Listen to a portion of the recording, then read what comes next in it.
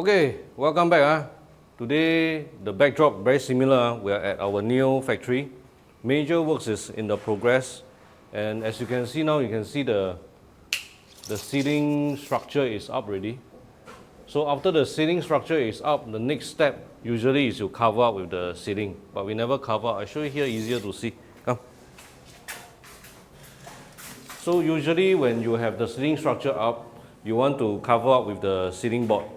But why we haven't is because we need to do the sprinkler dropper. What is a dropper? It means that we need to make the upturn pipe. Upturn 在哪里？这边有个 upturn， 找一下我们的 upturn。这边有个 upturn。So the upturn pipe is here. Then you need downturn pipe to cover the rest of the ceiling areas. So that, because that one will shoot up into the ceiling, into the actual concrete ceiling, this one will shoot down after the false ceiling, this piece. So when the false ceiling is sealed up, this will be covered with a plastic cover, but if there's, in case of fire, after a certain temperature, you activate the sprinkler, then it will this coverage will be more than 2 meters away. Then this side also more than 2 meters, but the one is shooting upwards. There's one more dropper at the other side. Not dropper, this one upturn. So there's another upturn here. At this corner, this corner. So another upturn here. So after they finish the false ceiling, after they finish the dropper, then you can seal with the false ceiling. Then before you can seal with false ceiling, you need to remember that there's some areas that you need support. Like for example, if you got a ceiling fan, then you want to add extra support to the area.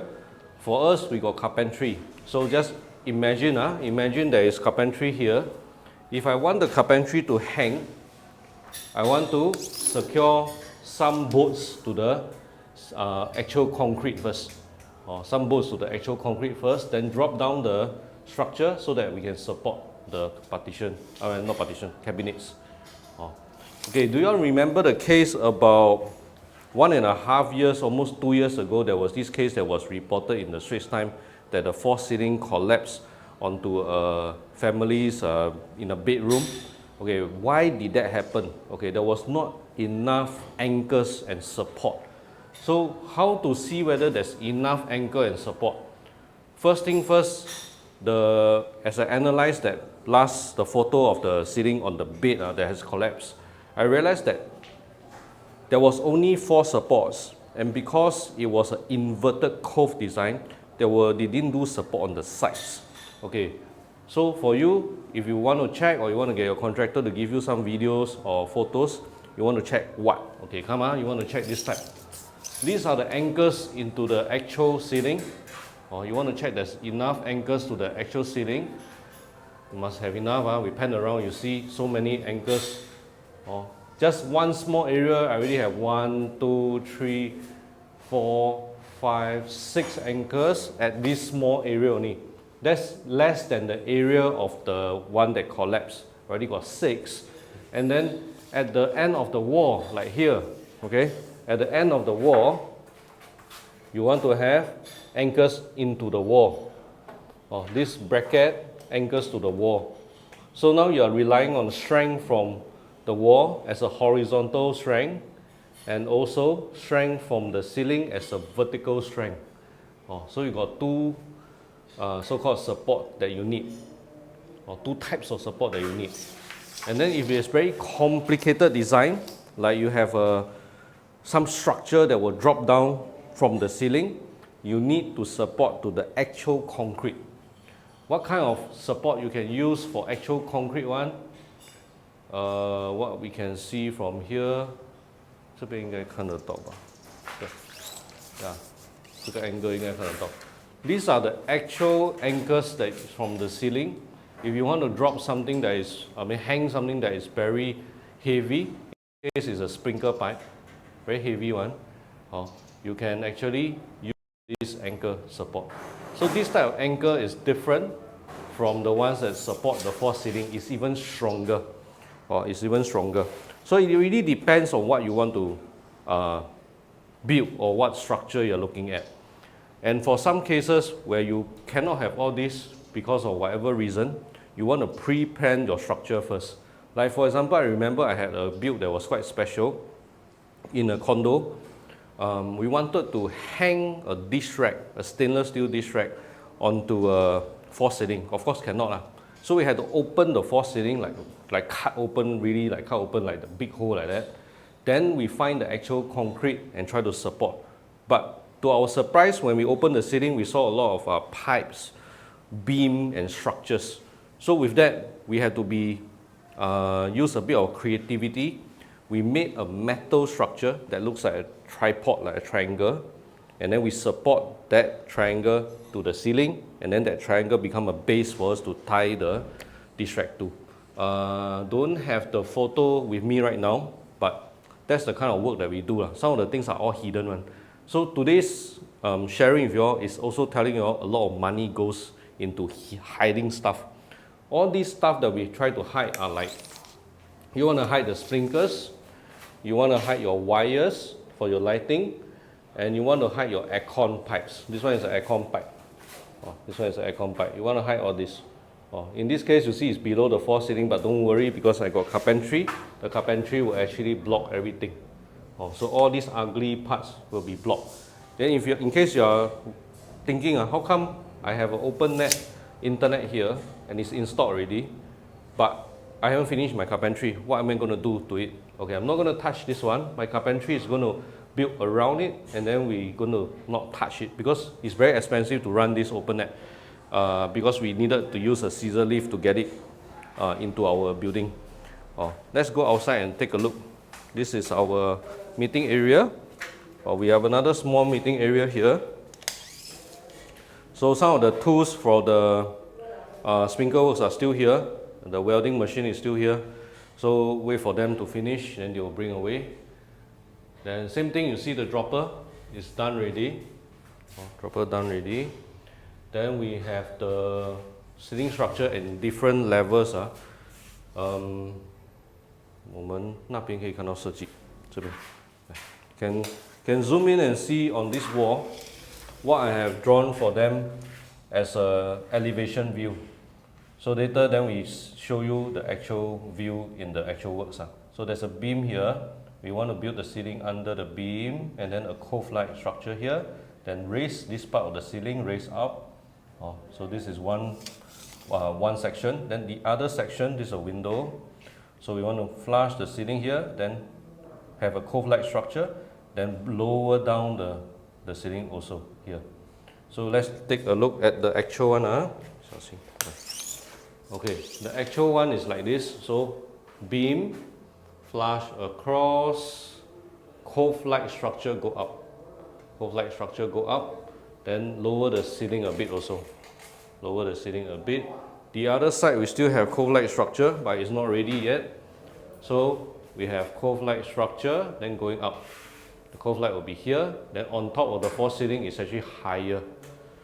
So this allows us to show different types of possibility with lighting, and also they will make the space brighter.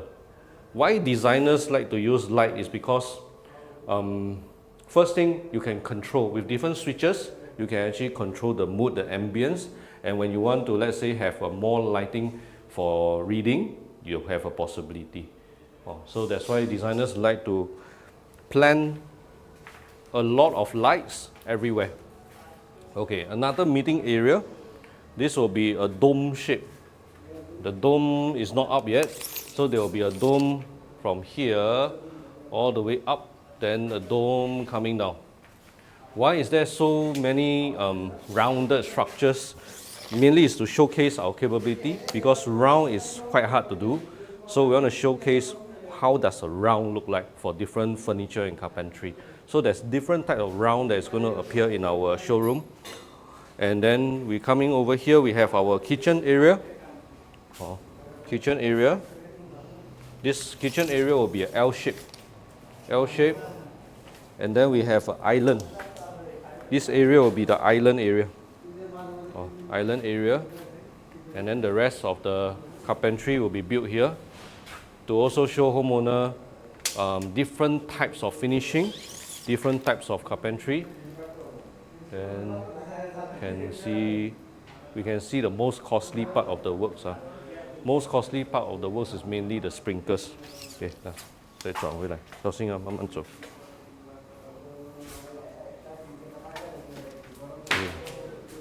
So all this piping alteration, last time it came from here, then it went straight. If I remember correctly, it went straight, went here, then after that it split. But now we changed the whole direction already. We changed the direction. Now we make it go up into the ceiling, and then structure will hide. All the structure will be hidden. So this is also one of the things that we try to do, because end of the day, the more things you can hide, you look nicer. Then this part will be a feature wall. Feature wall where our TV will be. So we want to hide the HDMI cable first. Hide the HDMI cable. This is the entrance. There's another structure here. This, no lights here. Okay, no lights here, a bit difficult. So I think I'll just stand around here, because now later my face very dark. So end of the day, here will become a shower area, toilet bowl, and then basin over here. So pretty much this is quite a standard HDB or condo size toilet. Pretty much about the same size, so you can have a feel on how the toilet is going to be. This little glass, usually you won't see one. So this glass will be more for the light from the master to come in. Okay, then we come to the master bedroom. Master bedroom size about the same as not as big as a old HDB, because the resale HDBs are actually bigger, but it is about the same size as our normal BTO houses. Then because we have a lot of testing works that are going to go into our project, because of the testing works, everything has to run through conduits. Everything has to run through conduits. Usually you hide all this in the partition, you don't see it.